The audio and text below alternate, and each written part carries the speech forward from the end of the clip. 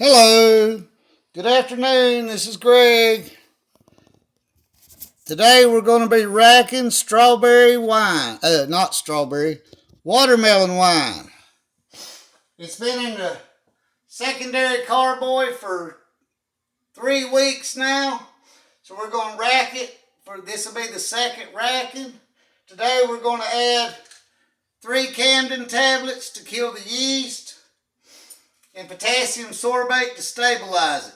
It'll be in the carboy this time for another 2 weeks, and then we can back sweeten it and we can consider bottling it at that time. We're going to put a half teaspoon per gallon of potassium sorbate, so it'll be a teaspoon and a half of potassium sorbate. And we're going to add 3 campden tablets. You can see I got a funnel on here. The campden tablets, we're going to take 2 spoons. We're going to put a campden tablet in. And we're going to crush it. Crush it up real good. And just add it in. I'm going to take the second campden tablet and do the exact same thing. Crush it between the 2 spoons.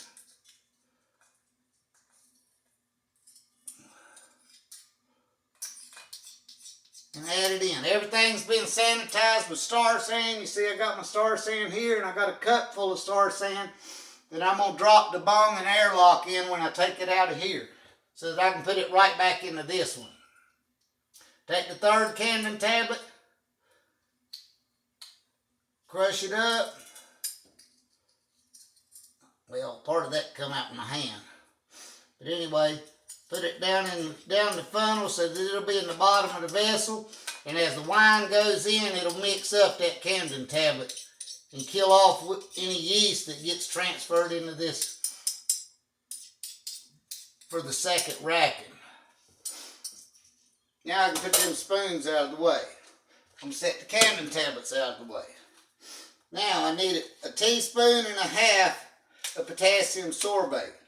So I'm going to take my measuring spoons. I'm going to take 1 teaspoon.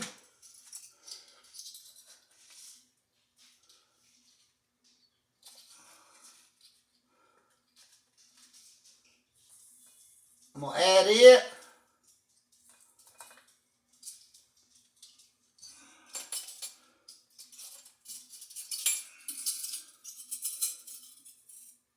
Then I'm going to take a half a teaspoon. We're going to add it. This will stabilize the wine to where it can be back sweetened and it won't ferment any further. You got to put potassium sorbate in it to stabilize it to where it can be back sweetened. Because if you put sugar in it without some kind of stabilizer, it'll start fermentation over again. I'm going to put the potassium sorbate out of the way. The spoons are out of the way. We no longer need that. I can take my little funnel and put it out of the way. Right now I'm going to take the bung off. Take the airlock off first.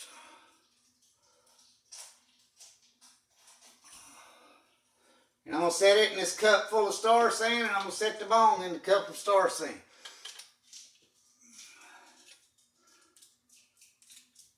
I'm going to take my auto siphon and put it together. And I'm going to take my hose. All of this stuff has been pre-sanitized with star sand.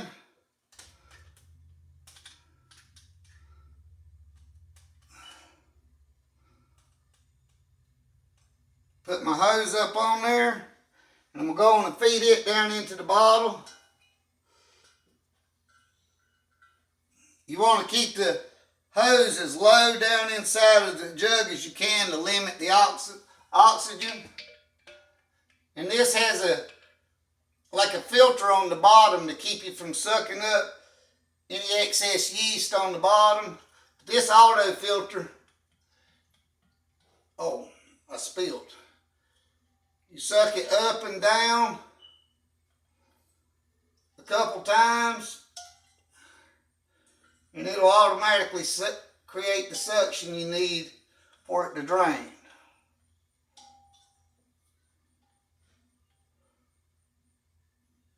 To start with, you want to keep it up off the bottom to get as much of the clear wine as you can. And this is watermelon wine. This was made with about 22 pounds of watermelon. It's been sitting for 3 weeks. It's cleared really good. And I can't really wait to taste it. I'll do a testing of it once we get it transferred.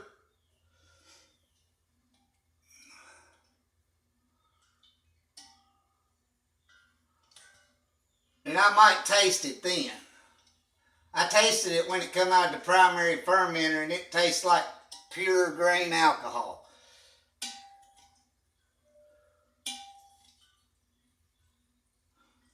There you go. I got the suction going now. Yeah, I tasted it when it come out of the primary fermenter. It tasted like pure grain alcohol. But it's cleared up a lot now. It's a nice, pretty pink color.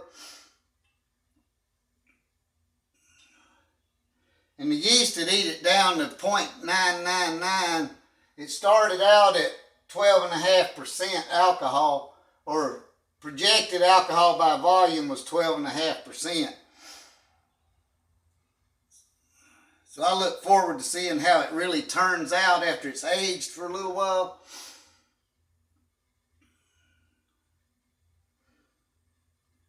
This auto siphon's the ticket. It's worth every penny I paid for it. And I got the auto siphon at Triad Brewer Supply in Greensboro off of Market Street.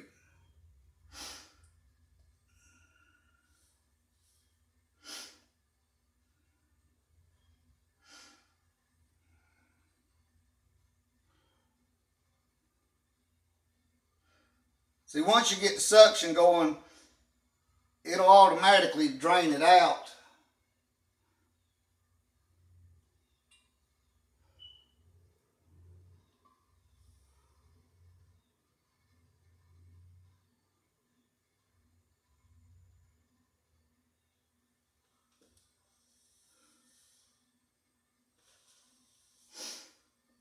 Oh, it's going nicely.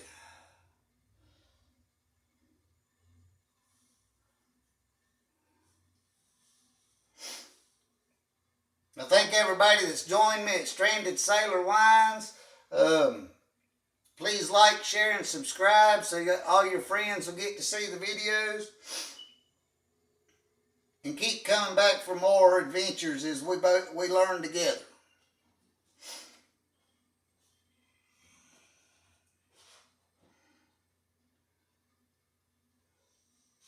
Now, being that this is a glass carboy, as it gets down towards the bottom, I'm going to lean it in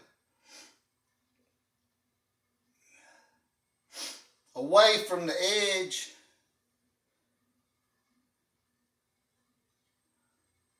Because I don't want to take the risk of dropping it off the side and busting it.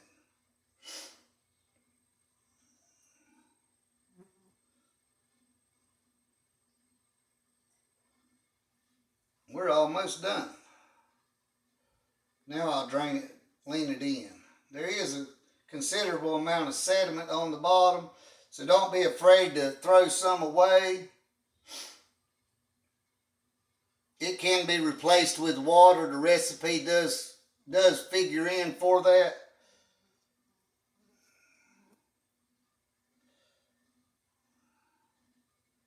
Or instead of replacing it with water, you can take another bottle of wine that's been chilled and cap off what's remaining in the lid with another bottle of chilled wine. There you go. We have now drained this to the secondary vessel.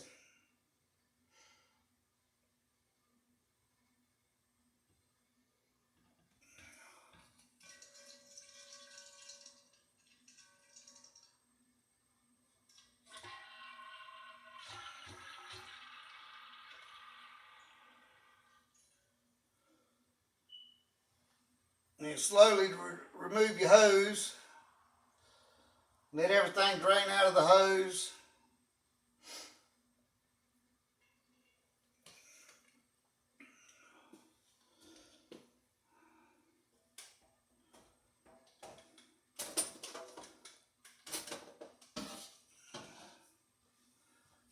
I want to be careful. See how much yeast is left in the bottom of that? That's what we're getting off by racking it. You want to remove that by racking it several times.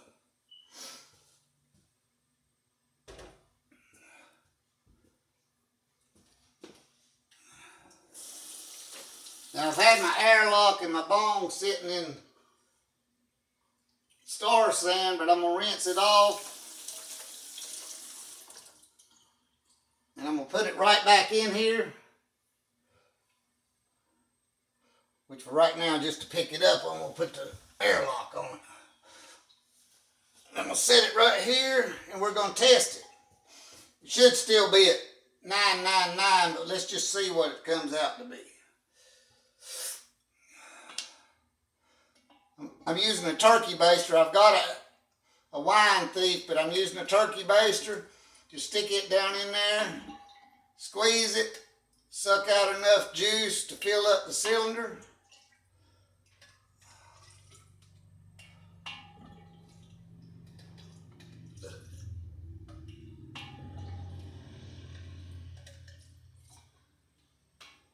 All right, that should be enough.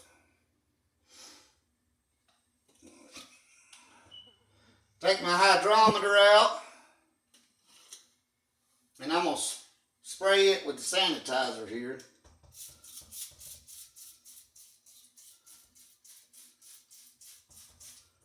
We just want to see what it comes out to be. Should still be at 999.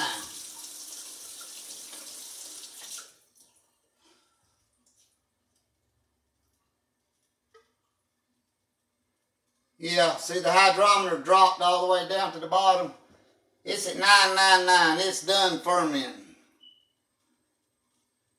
999, 100% fermented. I'm pulling my hydrometer back out, and I'm going to clean it again so I can put it back in that tube to protect it.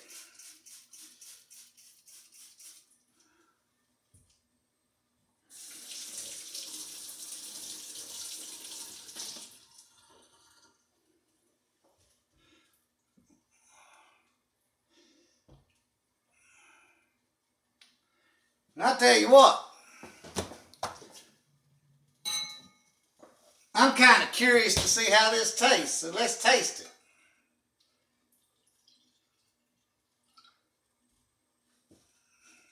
I'm going to take my funnel back and I'm going to add this back in here. But I am going to see what it tastes like.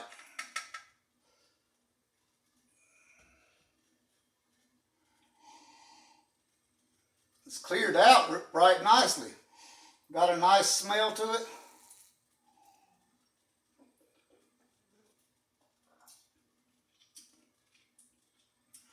Aging's definitely helped it.